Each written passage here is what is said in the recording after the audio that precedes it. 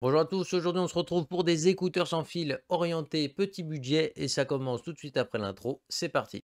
Comme je vous ai dit avant l'intro, aujourd'hui on se retrouve pour des écouteurs sans fil d'une marque que très peu de gens vont connaître, c'est True Free. Alors c'est des écouteurs qui, contrairement à ce que je pensais, ont été vendus énormément de fois. Alors c'est la marque qui m'a directement contacté justement pour que je fasse cette review aujourd'hui, mais j'ai absolument droit de dire ce que je veux sur cette paire d'écouteurs. Je tiens à préciser que cette paire d'écouteurs coûte 40 euros et puis ça m'est déjà arrivé de l'avoir à 35 euros sur Amazon certains jours. Donc voilà, on va dire que c'est vraiment une paire d'écouteurs sans fil pour les gens qui n'ont pas envie de consacrer un très gros budget dedans, mais qui ont quand même envie d'avoir la tranquillité de ne pas avoir de fil. Au niveau du déballage, comment ça se passe? Bah déjà, franchement, l'emballage, je trouve qu'il était plutôt pas mal. J'ai été plutôt surpris. La boîte fait vraiment penser à un écrin. J'avais un peu l'impression de déballer un bijou, comme vous pourriez l'acheter en bijouterie, par exemple. Je trouve que la sensation est plutôt bonne, justement, au niveau de ce déballage-là. Après, à l'intérieur, on ne retrouve pas énormément de choses. Encore une fois, un défaut qu'on peut reprocher à énormément de marques d'écouteurs sans fil. Pourquoi le câble est aussi court, quoi? J'ai l'impression que vous jouez à la course, à qui aura le câble le plus court. Un jour, ils vont faire un USB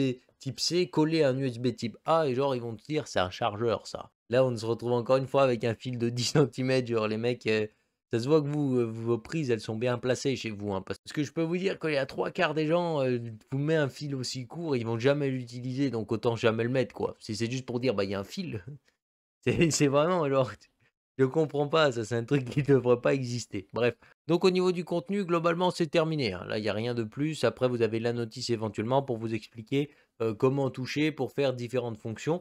Donc voilà, on y reviendra un petit peu plus tard. Et au niveau justement des spécifications techniques, boîte et sans boîte, vous pouvez avoir 4,5 heures d'autonomie. Vous avez une portée maximum de 10 mètres. Il marche en Bluetooth 5.0. Alors directement dès le déballage, quand j'ai vu la forme justement de ces écouteurs, franchement, moi je suis pas à l'aise avec cette forme d'écouteurs. Il y en a qui aiment bien, ça fait penser un petit peu au AirPod.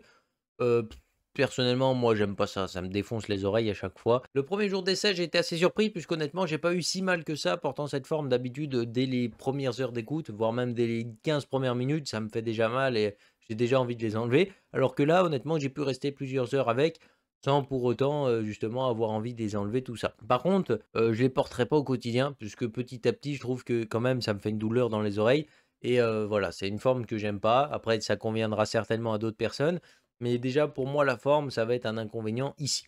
Maintenant, au niveau du test, comment ça s'est passé? Comme je vous ai dit, j'ai testé pendant plusieurs heures. Alors, j'ai pas relevé le nombre d'heures que j'ai testé comme les créatives. Là, j'ai oublié de mesurer un petit peu le temps d'écoute, tout ça. Donc, niveau autonomie, je pourrais vous donner un ordre d'idée, mais je vais pas pouvoir vous donner vraiment très précis comme j'avais fait avec les écouteurs créatives. En faisant du sport et puis en faisant diverses activités un peu plus calmes pour voir un petit peu le maintien dans l'oreille et puis la qualité de son au global, je les ai testés en écoutant de la musique, en regardant des vidéos, tout ça. Donc on va dire que j'ai eu un usage également plutôt polyvalent pour voir ce qui valait un petit peu dans tous les domaines.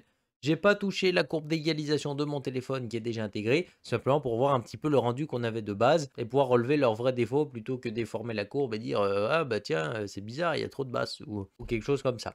Maintenant, au niveau justement de ce que j'ai pensé de ces écouteurs durant mon test. Donc on va entamer déjà les points qui sont plutôt positifs sur cette paire d'écouteurs. Alors déjà, les basses sont bonnes, ça tape plutôt bien. Pour des écouteurs à 40 euros, je m'attendais pas à ça, puisque j'avais acheté une paire de Philips qui coûtait 60 euros et elle était en solde à 40 euros au tout début des écouteurs Bluetooth.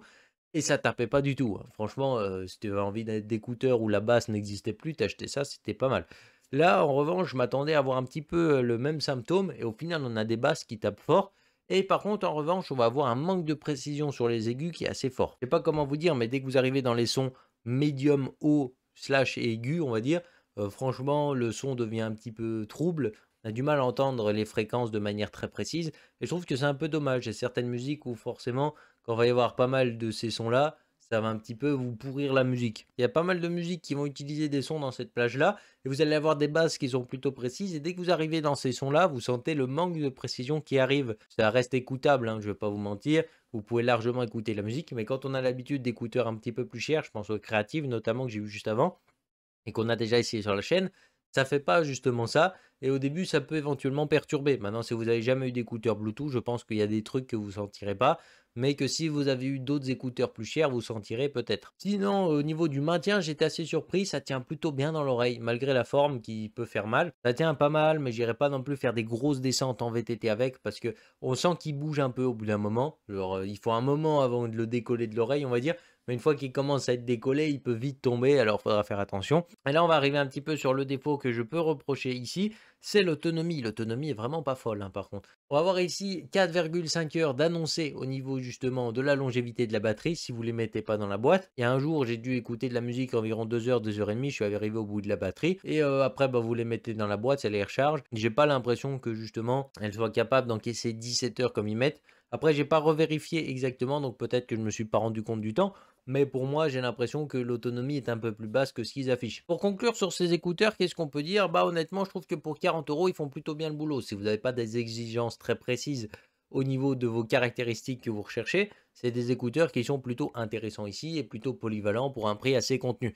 Toutefois, je dois dire que quand les Creative Outlier V3 qu'on a déjà essayé dans la vidéo que je vous affiche tout là-haut, je compare par rapport à ce que j'ai déjà essayé, honnêtement, quand eux, ils descendent à 40 euros pendant les périodes de solde, mais allez directement acheter les créatives parce qu'à côté, c'est le jour et la nuit. Enfin, vous avez un son qui est beaucoup plus précis sur les créatives, une autonomie qui est quand même beaucoup plus présente. Maintenant, là, ce que je trouve qui est un peu dommage aussi avec ces écouteurs, c'est au niveau du toucher que je n'ai pas parlé justement, mais au niveau des fonctionnalités de toucher, c'est pas du tout intuitif, hein. Franchement, ça suit pas du tout la plupart des autres marques autour et c'est même pas programmable. Alors que chez Creative, par exemple, vous pouviez les programmer pour que ça devienne plus facile pour vous de vous en servir. Là, c'est même pas programmable et en plus de ça, je trouve que c'est pas très intuitif. J'ai pas trouvé que c'était très pratique. En revanche, ce qui est plutôt pas mal, c'est que pour des écouteurs à 40 euros, les touches sont vachement fluides, hein. Vous touchez à peine, ça change direct. Il y a des écouteurs où il y a plus de mal, c'était notamment le défaut des créatives où des fois il fallait appuyer fort pour que ça le fasse.